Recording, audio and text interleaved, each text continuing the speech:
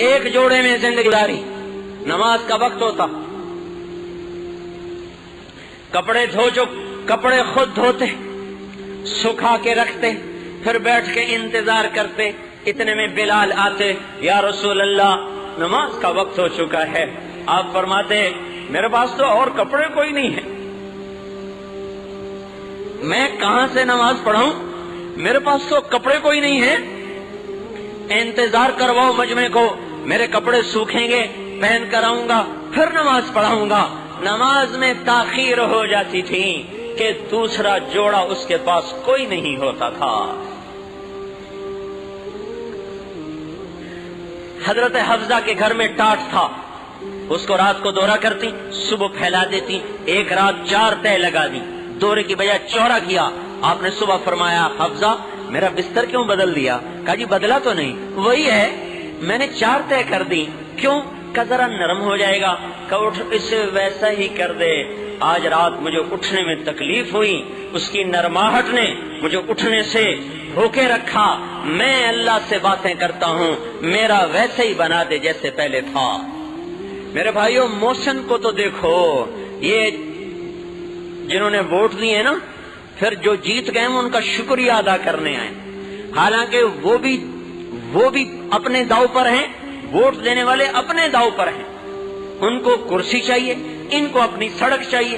ان کو کرسی چاہیے، ان کو ٹیلی فون کی تار چاہیے، یہ اپنے غرض میں، وہ اپنی غرض میں، لیکن افطار پارٹی ہو رہی اور بلا کے شکریہ ادا کیا جا رہا ہے۔ اور اس کا شکریہ کیوں نہیں ادا کرتے ہو جو تمہارے لیے 23 برس روتا ہی گیا اور اتنا رویا کہ خود اللہ کو کہنا پڑا میرے نبی اتنا تو نہ رویا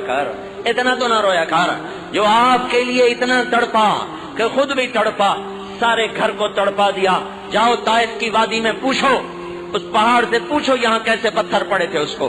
ذرا چشم تصور میں غور تو کرو کہ جس کے لیے کائنات ہاتھ باندھ کے کھڑی ہو، جس کے لیے آپ ایک جگہ سوئے ہوئے، ایک درخت کونے سے دوڑا ہوا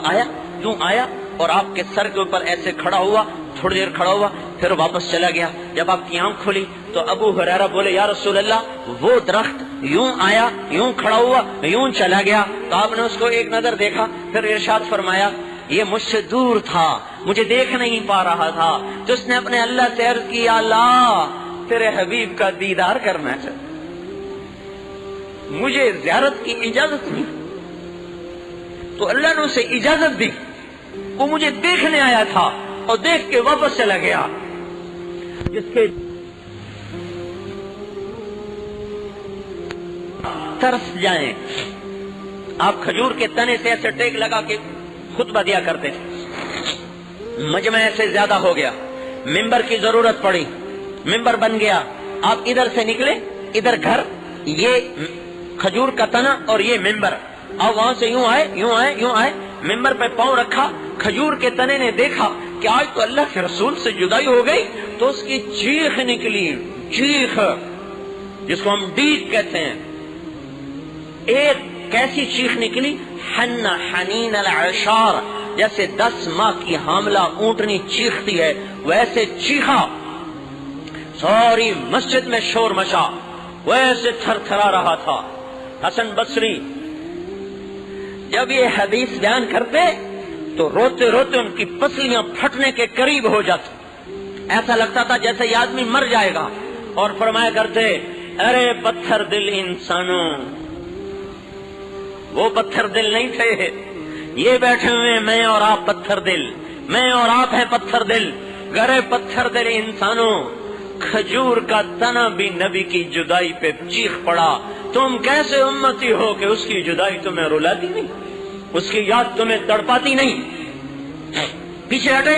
اور اس کو یوں سینے سے لگایا، پھر اسے ارشاد فرمایا ایک سودا کر لے، میں تجھ سے جدا ہو جاتا ہوں، اس کے بدلے تمہیں جنت کا درخت بنوا دیتا ہوں اللہ تعالیٰ سے، جنتی تیرے میوے کھائیں گے، راضی ہو؟ انہوں نے کہا میں راضی ہوں۔ اور پھر وہ چپ ہوا، پھر آپ نے فرمایا اس ذات کی قسم جس کے قبضے میں میری جان ہے، اگر میں اسے سینے سے نہ لگاتا تو قیامت تک میری جدائی پہ روتا رہتا۔